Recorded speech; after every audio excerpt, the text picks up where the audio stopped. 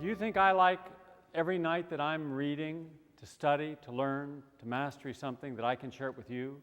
Reading very complex scientific articles so I can boil them into lay language so people can understand them? There are other things I could do with that time. There are other things I could do with my Saturday than spend 6 hours talking with people. But I do it because it honors who I am. I'm not doing this for you, right? You think I'd come down here for you? No. I come down here for my spiritual being. I have to honor my spiritual self each day by giving. This is how I'm giving. I'm not getting from this. No money goes in my pocket. If I was just doing it for you and you didn't do it, I'd get all upset. Or if you did it, I'd feel good about myself. I shouldn't feel good about myself or bad about myself based upon you doing something or not doing it. I should feel balanced that I have honored that part of my beliefs that says that each day that we're alive, we have an obligation to help other human beings in this world as an extension of the spiritual nature that we are. All right? So it wouldn't matter who you were or what your circumstance. But if I know I have to take my time each day, and if I have to sacrifice some things I'd rather be doing, then to learn something, if I can do it, and I'm just a country boy from West Virginia, you could do it. Now, between doing it, going over to Barnes & Noble where you don't have to buy a book, you can sit there and read a book. All right? And they're not going to chase you out of the store. They'll let you read all day long if you want. That's a nice policy they have. Then you can make some notes, and you can learn enough about something to know what choices. Now, you're not a stupid person. In fact, what you have done in life, you've probably done very well, because you're a survivalist. All right? But now look at what energy you have put into learning how to do one thing and put it into learning something else. So it's not as if you're not starting with some skills. What skills you didn't develop academically, you developed on the street. And they're both skills. We simply have to reapply them. So now, take the skills that you have and put them towards what's important. You're important. So if you want to live a long and healthy life, then you have to create discipline. Without discipline, nothing goes forward. Without passion, you're not motivated. So passion gives you a purpose, discipline gives you a focus. Meaning gives you a goal. Now the people who are alive in the HEAL group are alive because they began a holistic lifestyle, just like the people in this room. And several of those people I personally work with. One of them I saw this morning because he's the carpenter. Instead of being dead with advanced AIDS, he is seroconverted, HIV negative, with no opportunistic infection. His blood is as clean and healthy as a human being can be.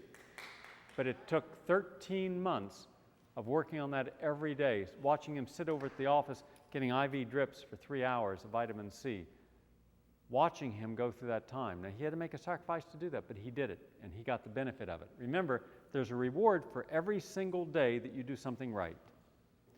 Now, by being a model to yourself and showing that you have the sense of love of life, not only for yourself, but of your child and your wife, and you're doing it as a family, others will get the idea that, hey, look at him, look at her, look how healthy they are, look how happy they are.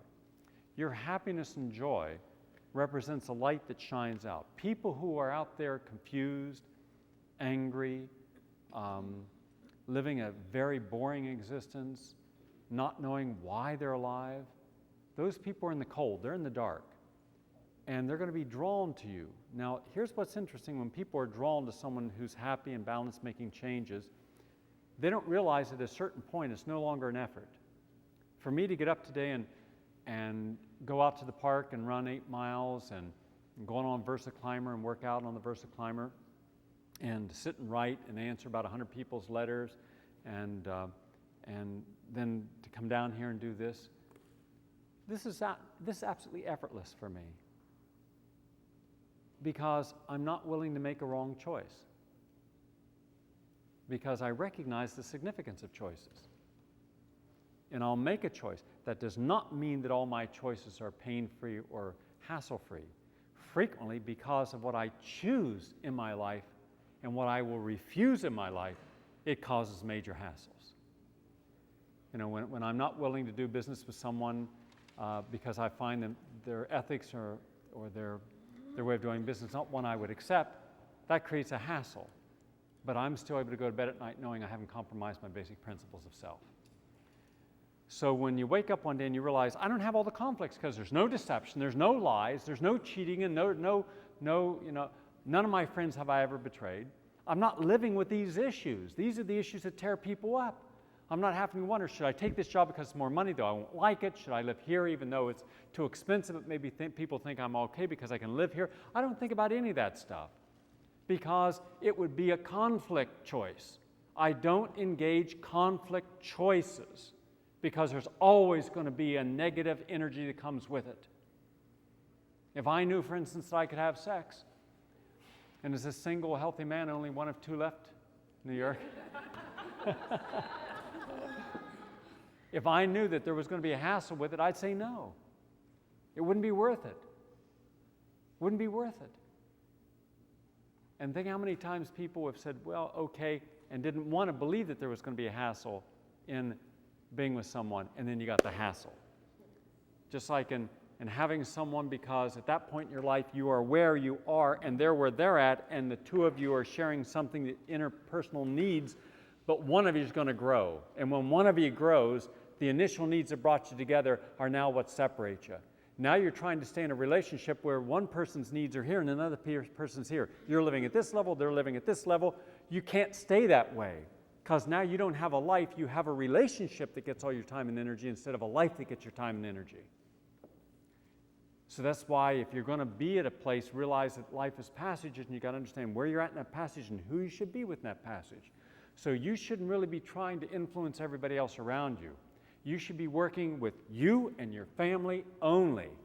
And then the light of you, the healing of you, the effortlessness of your life journey will emanate out and others will be drawn into it. As they're drawn into it through curiosity or need, there will be two reactions. What they love best about themselves or hate most are going to reflect in you.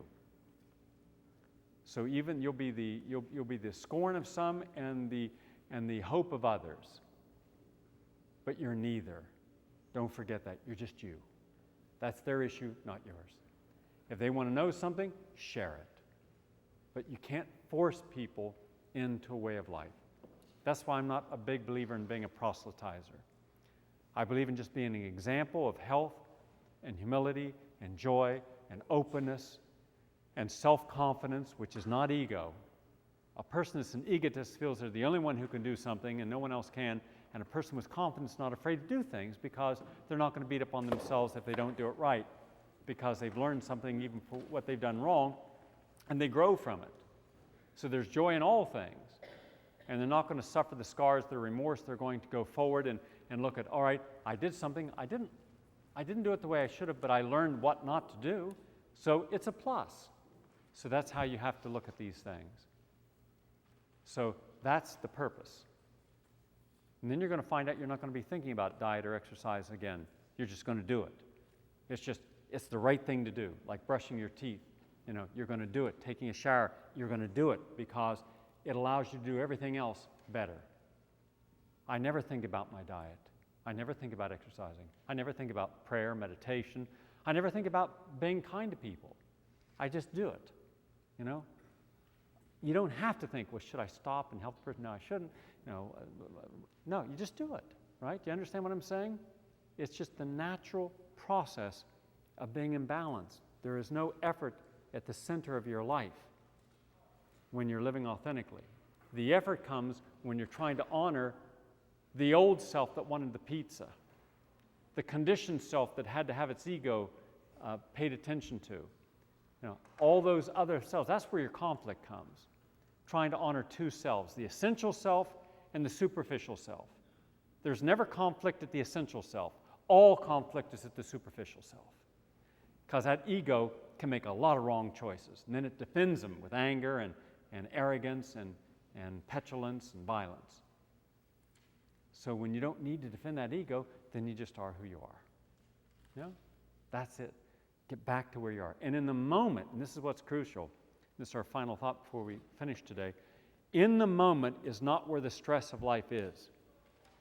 Now just stop and think. Right in this moment, you don't have to think about what you did yesterday. You've got to think about what you're going to do today. You can't blame yourself for being overweight. You have to accept yourself and say that today I will not add on to that weight. You can't think about what relationship, you don't have that you wished you had. Someone you loved has died, someone that you loved betrayed you, whatever it might have been. Today, you have you. And as long as you got you, then today, you got no past to bring into it. Stop bringing yesterday into today. Keep bringing yourself back. Keep bringing your mind back. Now I don't have stress. Now I don't have a reactive mind. I'm going to deal with things as they should be dealt with each day as they come up with that innate knowledge.